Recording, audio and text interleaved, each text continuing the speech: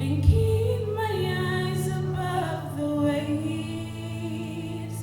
When oceans rise, my soul will rest in your embrace. For I am yours, and you are mine.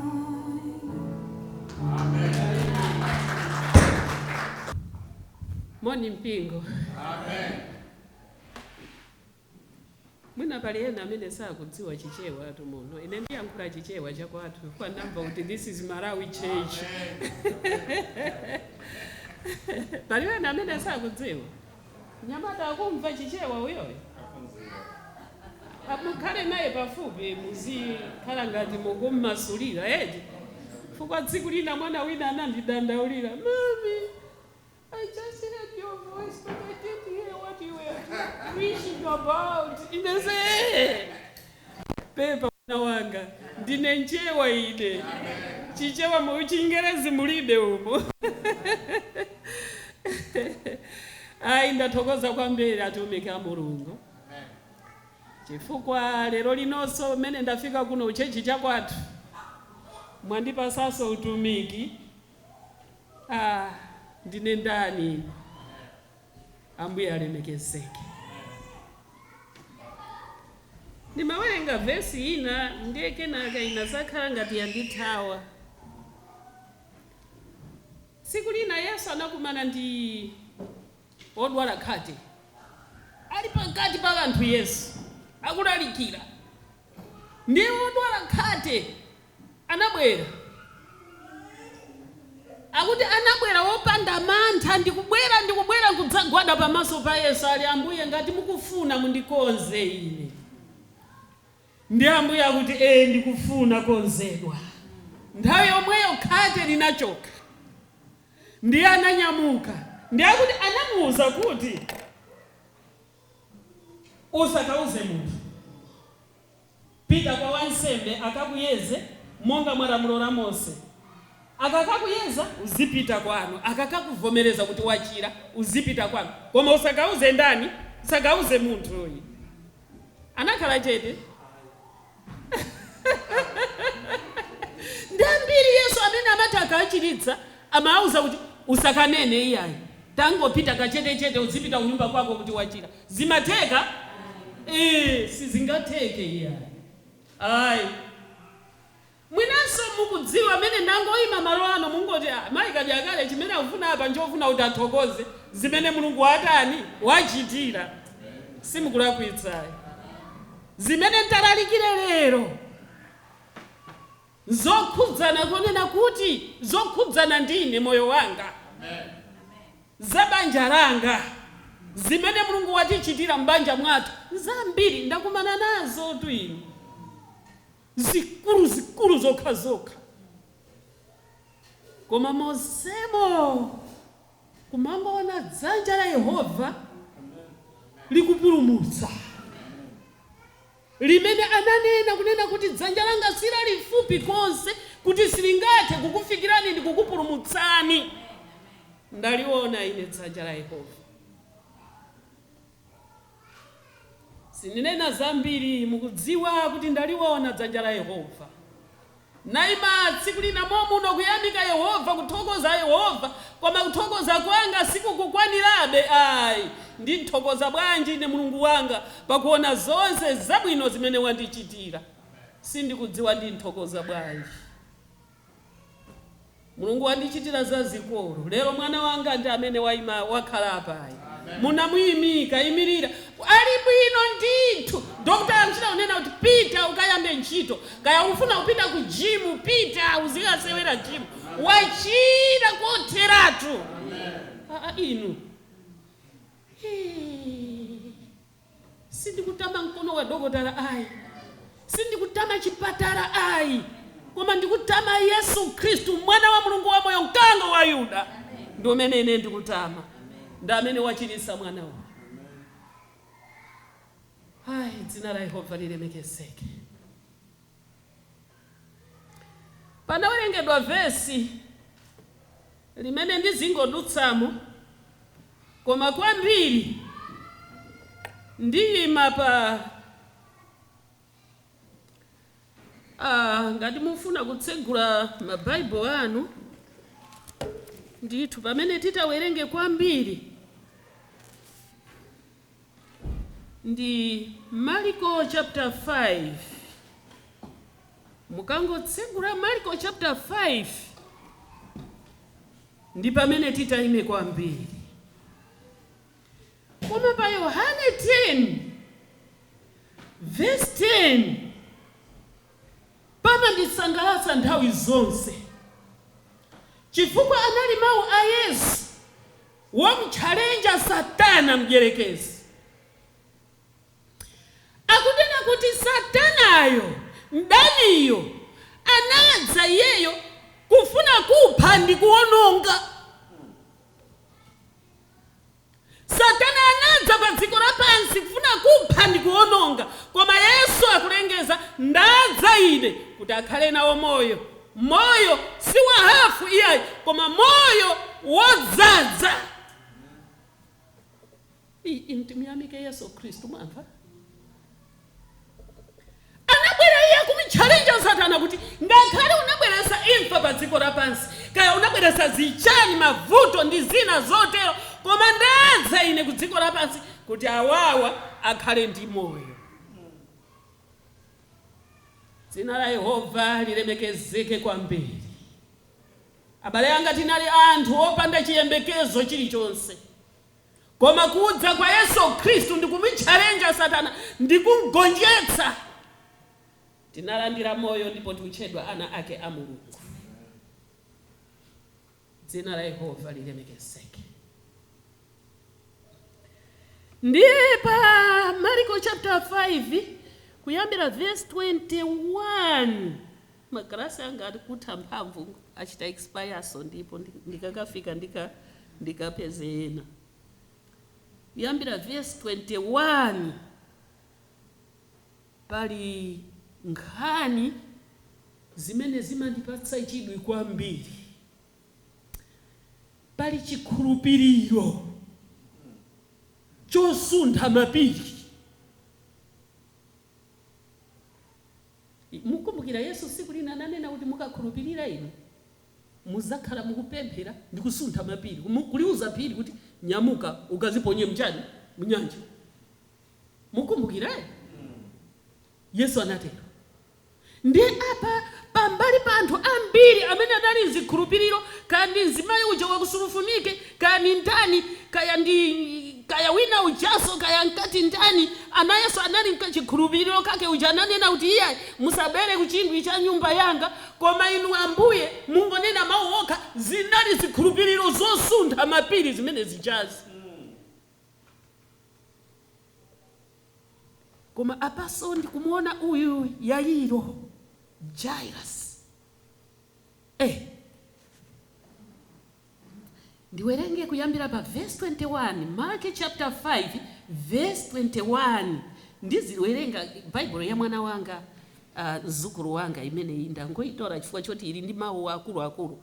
Ndiye ung'ambika komabe ndangoti mwaona po bwera naye apa ndimachita kubisa chifukwa ndiye ung'ambika. Zikutiro zina gogolibe ndeni maibisa komabe ili ndi mawu akulu. Ya mzukuru wanga imene Bible yake amawerenga madzulo aliwonse kuwerengera mbale wake mwana amene. Ndi pa verse 21 akuti when Jesus had again crossed over by boat to the other side of the lake, a large cloud gathered around him while he was by the lake. Then one of the synagogue leaders named Jairus came, and when he saw Jesus, he fell at his feet. He pleaded earnestly with him. He pleaded earnestly with him. My little daughter is dying. Please come and put your hands on her so that she will be healed and live. So Jesus went with him. Yairo. Akuti Yairo atamuona Yesu. Anapita kwa iye kukampemba. Sikuti angangovida ambuye mwana wangu akwambiri ndiye tiye mukaite manja yake paiye kuti achire. Akuti sana tero ayi. Anapemba mwachikhulupiriro I don't know kuti ike bwanji liuli kuti earnestly kwa Yesu. Munjira abadela ninganene kuti anapemphera kwa Yesu earnestly. Simene tipempherera ungoti ambuye ndikuti pamene pa ambuye amen. Iyo earnestly kwa Yesu. Ndiye Yesu anati chani tipitira limodzi tiye. Ndiye ndi chigulu chimene anali nacho Yesu. Tikukumbukira Yesu akamayenda kumakhala chigulu chachikulu. Tiudziwa bwanji tsiku lina anadyesa anthu 5,000. Koma kuti anawerenga azibambo okha azimayi ayi. Anaso ayi. Koma anthu 5,000 azibambo 5,000 amene anawerengedwa pamenepo panali azimayi vana anyamata ndi asungwana analinso pati. Ndi azimayi a nthawi zambiri amakhala ochuluka. Anaso amakhala ochuluka. Ndiye mwina mwacho chinali chigulu choti 5,000 mwina 2 million people. Anali pati pamene. Ndiye Yesu apapa akuyenda ndi chigulu cha anthu. Akuyenda. Amuuza Yairo mwana wako akufa. Akuti tetitu. Mundichitire chifundo mwana wanga akufa. Tiyeni kunyumba kwanga ali atiye kunyumba kwako. Ndiye kuti kuyendako ankayenda pakati pa vanthu. Eti ndiye kuyenda kwake kunali kuti sinoti tiyeni kunyumba kwako tikachitise mwana wako. Nali kuti uku akumponda. Ndiye ndicho ndi stepe imodzi. Koma mwana akutaniwo watsala pang'ono kutani kusirizika. Ndiye akuyenda. Akuyenda. Sindikudziwa bambo amene kuti amamva bwanji mumtima mwake. Ali ngati moyenda momwemo pang'ono Yairo sakuchoka ali pati. Ali pompo ngakhale akuyenda tistepe pang'ono anthu akumponda namgunda uku namkankha uku aye ali pati. Yairo ali pati. Tione pakati pa ulendo umene uchinaso chinachitika pamene. A large cloud followed and pressed around him, and a woman was there who had been subject to bleeding for 12 years. She had suffered a great deal under the care of many doctors and had spent all she had. Yet instead of getting better, she grew worse. When she heard about Jesus, she came up behind him in the crowd and touched his cloak. Because she thought, if I just touch his clothes, because she thought, if I just touch his clothes, I will be healed. Immediately, her bleeding stopped and she felt in her body that she was freed from her suffering. Yairo alipati akuyenda pang'ono. Nzimayi wina na Yesu akubwera akupapatiza kuti kapena tikaonana naye Yesu ndamva za Yesu ine. Ndiye akuyenda akupapatiza akubwera anthu akukankha. ndinena bwanji ine kuti Yesu ndili pano mundithandize. Ndikanenanso Afarisi ndilena anthu otero amene akundiyesa ine munthu wodetsedwa, ndiye kuti ndaputa. Ndiye ine ndipange bwanji? Ndiye kuti ndi chikhulupiriro chake mwanamkaziyu mumazunzo ake amene anakumana nawo atatha kuononga ndalama zambiri kwa asing'anga, anapezana ndi madokta apamwamba, koma mmene akupezana ndi madokta apamwamba nthenda yake imapitabe chisogolo. 12 years, zaka 12 mwanamkazi ali pamavuto akudwala. Ndiye akuti apapa ndadziwa nzeru, chimene ndingapange ine apa nchongoti basi ndingopita. Kodi ine munthu ine ndikangogwira ndithu ndikusimikiza mkati mwa mtima wanga, ndikangogwira ine chovala cha munthu amene ine ndichira. Ndiye akuti anayesesa kenaka nakagwira chovala, akuti nthawi yomweyo anachira.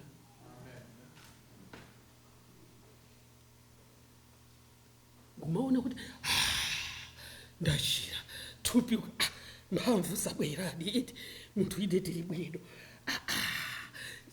Ine ndithu ndachira. Chikhulupiriro chake chakuya chosunda mapiri, zikhulupiriro zake ndi zimenezo. Akuti uyuyu ine ndithu mwana wa Mulungu ndikangogwira chovala chake ichi basi kuchira kwanga nkomweko. Ndiye akuti iyeyo atagwira wachira. Ndinoona si basi apapa ndachira, I think ndingoti igwere ndizipita. Sikuti iso kuti ndime pano ndizipita. Ndiye akuganizira zimenezo akumva mawu. Ndiye pa verse 30 akuti at once Jesus realized that power had gone out from him. He turned around in the crowd and asked, "Who touched my clothes?" Ndiye kunali achina Petro tikudziwa Petro ndikudziwa kuti amene anali mwinanso otsogolera kuyankha. Yesu amati akayankhula Petro kale ayankha. Ndiye apapa Yesu akuti wina wake wandikhudza.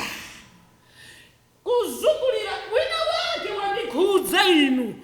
Wina wandikhudza. Ndiye apa kuti Ambuye, you see people crowding against you. His disciples answered, and yet can he ask, who touched me?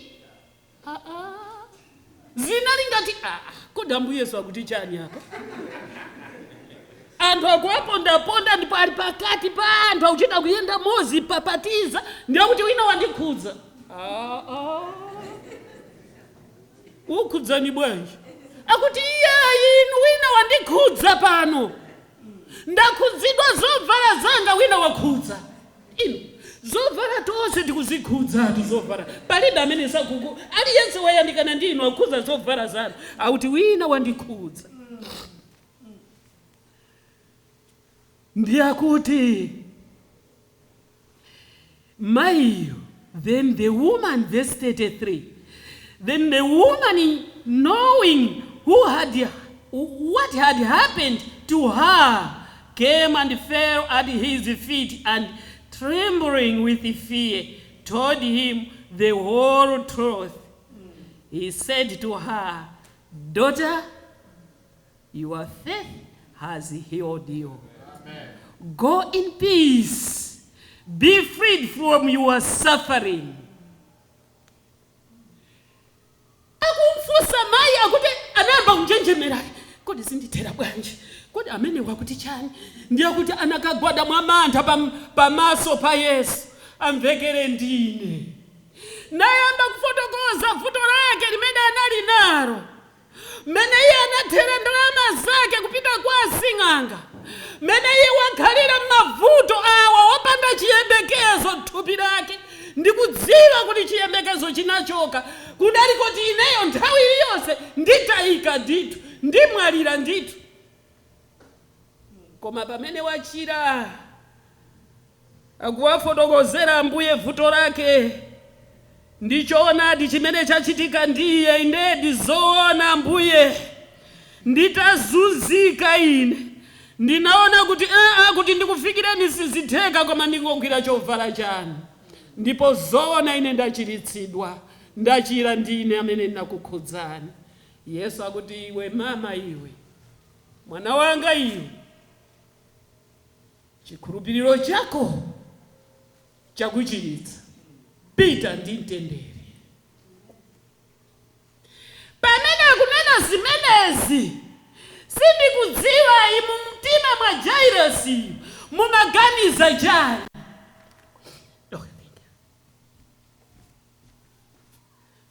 Sindikudziwa kuti Yairo akudikira mwana wake watsala pa mtima pokha, watsala pang'ono kufa, matenda akuimfa. Koma Yairo ali pati?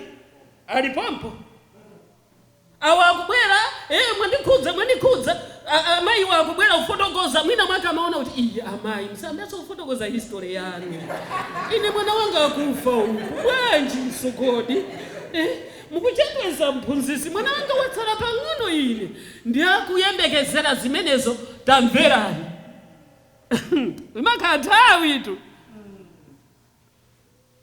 While Jesus was still speaking, some people came from the home of Jairus, the synagogue leader. Your daughter is dead, they said. Why bother the teacher anymore? Ziko hili. Pamene akumalizana ndikuyankhulana ndi mayi chakunyamuka no ulendo wopita, Ambuye wandichiritsa, akudumpha-dumpha. Anthu amadumpha-dumpha nkuyamika Mulungu. Amayamika Mulungu pamene iwo achiritsidwa. Amayamika, nayamika mayi uyu ndikudziwa kunena kuti Yesu amayamika Yehova ali kupita kwawo kuti abale ake akamuone zimene Mulungu wanchitira. Pomwepo uthenga kubwera kwa Yairo. Bambo Yairo, pepani ndithu. Sizili bwino kunyumbako we. Ndithu, mwana unjato watisiya.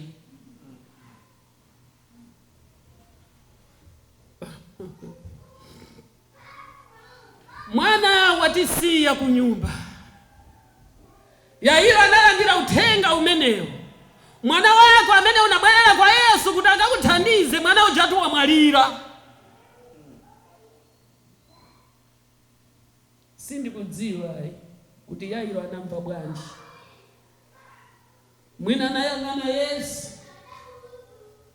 anaona ngati anataya nthawi kubwera kwa Yesu.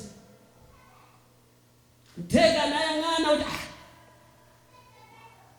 iwo wasada kangoti ndipiseni tithamange tikachiritse mwana wa Yairo. Koma bwanja amayenda pang'ono, akubweranso wina kumchita atendi, ine osandichita atendi iyayi. Zikhala bwanji. Yairo ndikudziwa anayamba kutulusa misonzi mwana wake wamwalira. Koma mfumu ya mafumu akuti pamene inamva.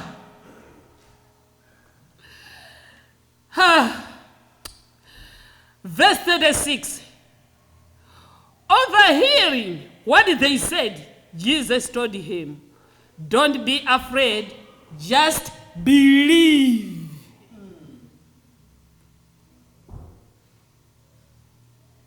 Yairo saope iyayi, ingokhulupirira.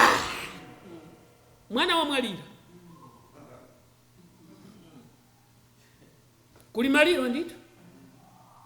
Ingokhulupirira Yairo, usaope ayi. Mwana wako amabwera uja, wamwalira inde koma usaope, ingokhulupirira Yairo. Sindikudziwa kuti nchikhala ine ndakati chani. Mwina kauza kuti inde ndikukhulupirira na Ambuye koma ndapita. Kumaliro wa mwana wanga nanga ndikhalira njiso pano poti ine bambo wake akundifuna ukoko. utenga ndi umene wafika apa. Koma Yesu akuti ingokhulupirira Yairo sanachoke. Abaye musachoke pamaso pa Yesu. Ayi sachoke, ayi zivute zitani, tivutike tidwale tife titani, koma tisachoke. Pambali pa Yesu pali moyo. Ndiye akutengana pamene paja.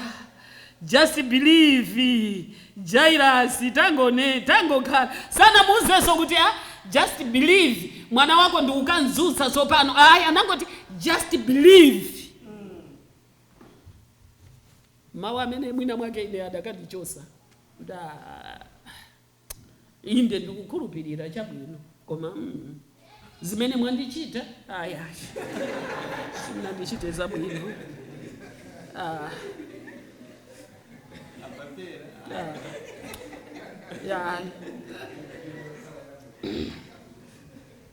Ndiye akuti he did not let anyone follow him except Peter, James, and John, the brother of James.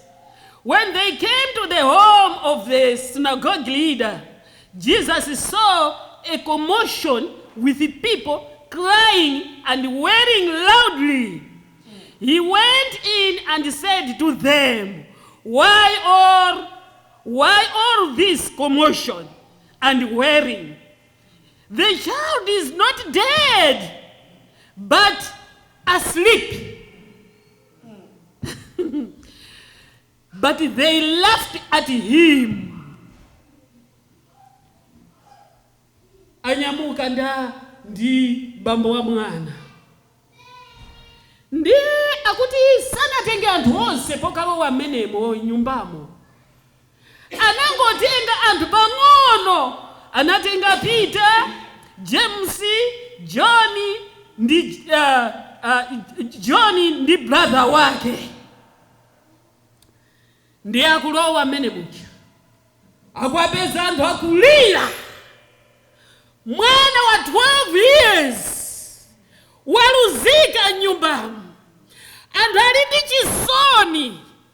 Akulira chachitika ndi chani, kodi anadwala chani mwanayo. Mwina amayi akamanena kuti kungoti sindikudziwa babo kana chekwaso pati kayana mwina anaenda sonjira zawo. Tukene nawo amatiuza kuti ndikatenga Yesu azanchiritse. Koma basi tadikira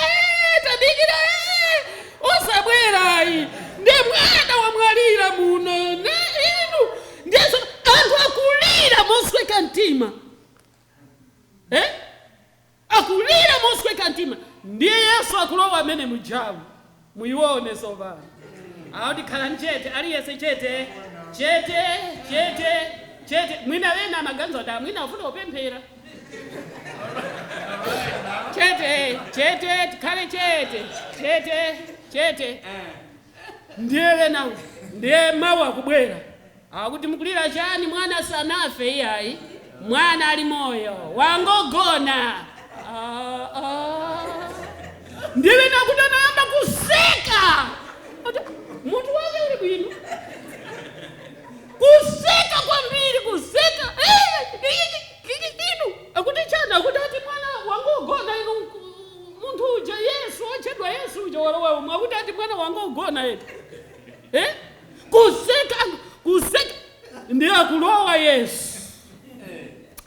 Anthu awa sanadziwe Yesu ni ndani. Sanadziwe kuti kuuka ndi moyo walowa. Sanadziwe kuti mkango wa Yuda wafika. Sanadziwe nchifukwa chake amamuseka. Achikhala kuti anamudziwa adakangoti akuti chani panjapa. Akuti Yesu wabwera adakangoti tiyeni panja tiyeni azimai nonse tiyeni tulukani muno mkhale space tulukani. Adakatuluka onse. Mutuluke nonse mkhale space muno fukwa fumu ya mafumu ikulowa muno ifuna kugwira ntchito yake. Tulukani anthu adakangotuluka onse papa. Achikhala kuti anamudziwa Yesu. Koma chifukwa choti sanadziwe ni ndani akubwera muno. Kodi ni ndani? Ndi ni ndani sanadziwe. Malo mwake ena matuluka akung'ung'uza kodi kutitulusiraso chani. Muno maliro ndithu nampaka machita uletsa anthu kuti ati akutiuza zolveka zimene akutiuza zi. Kodi iye ubwaji. Tiyeni chabwino pota kuti tituluke. Tiyeni tituluke. Ngumatuluka akunyinyirika. Sana mudziwe. Tikamudziwa Yesu. Atidzadziwa kuti yes. Mkango wa Yuda wafika nyumba mwanga. Tikadziwa Yesu. Tidzadziwa kuti yes. Wochisa doctor wafika sopano. Tikadziwa Yesu. Tidzadziwa kuti uyu ndi mwana wa Mulungu amene azapatsa moyo ku dziko lapansi. Tidzadziwe Yesu. Ndiye Yesu akuti analowa amenemo. Analowa Yesu. Akulowa Yesu. Ndiye akuti pa verse akuti after he put them all out, he took the child's father and mother and the disciples who were with him, and went in where the child was. He took her by the hand and said to her, Talita kum.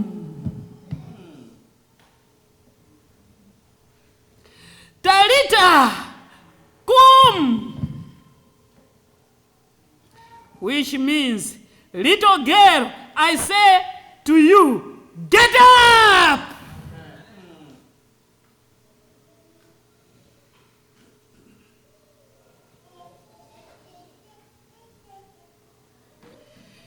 Immediately, the girl stood up and began to walk around. She was 12 years old. At this, they were completely astonished. He gave restriction orders not to let anyone know about this, and he told them to give her something to eat.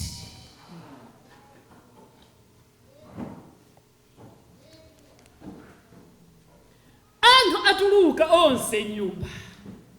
Ndiye Yesu akutenga atate yake amwana ndi amayi yake amwana ndi ophunzira amene anasankha pa gurupo akulowa nawo. Pamene anafika akumuuza munthu iwe tadzuka.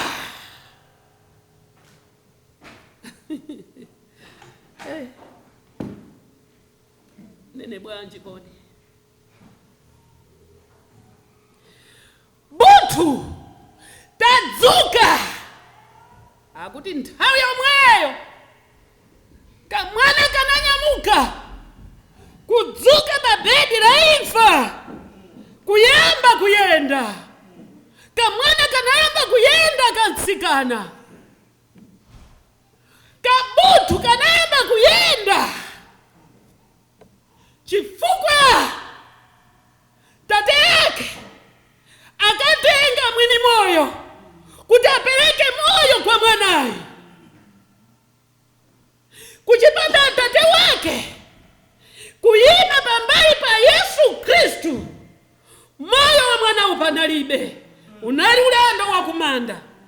Pamene Yesu Kristu amauza Yairo, ingokhulupirira Yairo, mwana wako usanafe, mwana wako ali moyo, khulupirira Yairo usachoke. Yairo anakakamira kwa Yesu. Sindikusiyani. Yairo anamdziwa Yesu. Sindikusiyani ine ayi. Ina sindikusiyani inu ayi. Ndakudziwani. Mwa inu muli moyo. Mwa inu muli machiritso. Mwa inu ndinu sing'anga wa sing'anga. Muli mphamvu yodabwitsa mu mwazi wanu Yesu. Sindikusiyani ine. Ndikakamira inu. Anakakamira Yairo. Naenda ndi Yesu. Pang'ono. Kaya naenda 10 hours. Koma Yairo sana choke. Anakhala naye Yesu wake. Ndikukukakamira inu. Ndakuonani inu. Muli ndi moyo.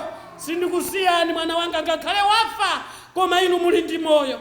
ndikudziwa kuti ndinu moyo, ndinu kuunika kwa dziko lapansi. Mwadza inu kuti mupereke moyo ku dziko, munalengeza inu kuti ndadza nawo moyo, si moyo watheka ayi, koma moyo wamphumphu, moyo wodzaza ndi umene ine ndadza nawo.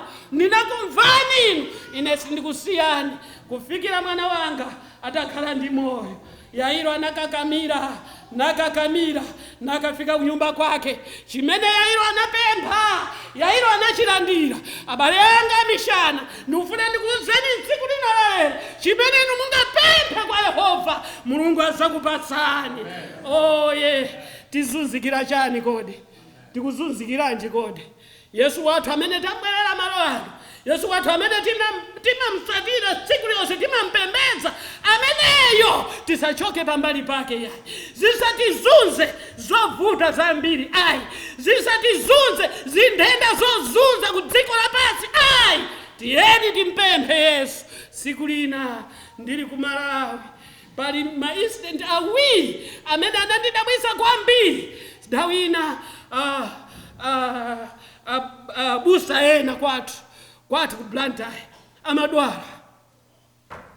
Kumangodwala munthu akuti anamuchita operation pansana, anachita ngozi ndi anayika operation pansana, ndiye kumangodwala pamapeto pake vuto linapezeka. Wapita ku South Africa kukachosa kuti anasiyapo chithonje kaya ndi chani, kukachichosa chimenecho. Kubwera kumeneko kumangodwala abusa kumangodwala. Ndi siku lina ndili ku ofesi kwathu kwa mabuku, ndikumva kuti abusa aja ali mchipatalamo, akuti tu zimene akudwala pano si zimene anachosa pansana pajayi, koma akudwala akuti gasi yavuta kwambiri, ali ndi gasi yambiri, kutere kuti kuyankhula pano ali pa oxygen. Ine pa oxygen, akuti ali pa oxygen. Abusa amenewa ndinamva ine siku lina akulalikira abusa amenewawo, akuti chigonjeso mwa Yesu, zimenezo zinandigwira mtima. Ndelero mukuti chani akuti akudwala ali chipatala. Moyo wanga unasungunuka. Ndinapita kuchipatala ku BH, ndafika kumeneko nakapeza akazawo pa benchi pa mpando, akuuza anthu kuti iyayi sikuti mulowa, iyayi palibe kulowa, palibe amene atalowe, ali pa oxygen, sizoyeneranso kuti mupite unji ayi, koma iyayi ndithu ndikukuwuzani kuti akudwala ndithu ali chipatalamu. Zingopitani muzikatipempherera. Inde zikomo munabwera, zikomo ndathokoza munabwera. Ndiyene nafika pamenepo nayang'ana mayi, ndekuti ndikuti bwanji mayi, ali bwanji abusa? Akuti abusa ali umo, koma sitikulowa. Ndati ayi mundilole. Abusa amene anandilalikira ine ndinamva kundiuza ine kuti chigonjeso chili mwa Yesu. Ndinamva kulalikira iwowo, ndinawamva ine paliponse pamene iwo analalikira kuti chigonjeso mwa Yesu. Ndine ndikufuna ndikaone, ine ndikufuna ndikapemphere nawo abusa anga. Chigonjeso anandiuza kuti chili mwa Yesu, ndipo ndikukhulupirira indedi zona zimene anandiuza chigonjeso chili mwa Yesu. Napita menemo napeza abusa, ndikuti abusa ndabwera. Anesi ali apo afuna kuayika zina zake. Ndati iwe dikira kaye, ndikufuna ndipemphere ndi abusa anga. Ati chabwino. Ine ndagwada pansi ndinapemphera mosweka mtima, nauza Ambuye abusa anandiuza kuti chigonjeso chili mwa inu, lero muonesere chigonjeso kwa mtumiki wanu. Ameni. Ndapita abusa, ine ulendo umapita. Mawa lake namva kuti atuluka ali ku nyumba. Napita konko kunyumba, ndati abusa muli bwanji? Napeza akazawo panjira akubwera mtauni, ine ndikupita ku nyumba. Ndati bwanji? Akuti ali ku nyumbako, koma ine ndikuchita zina zake zote sindingazisiye. Ndikuti ndikufuna ndikaone mbusa wanga, ndikamuyamike Yehova chifukwa atuluka kuchipatala amenewo. Ndithu ndifuna ndikamuyamike Yehova Mulungu wako mwamba. Akuti pitani. Ndayimbira foni atuluke apite, koma sindikudziwa si asakatuluka kuchipindayi. Basi mukapemphera pa sitting room pompo kuli anthu. Ndati palibe kanthu.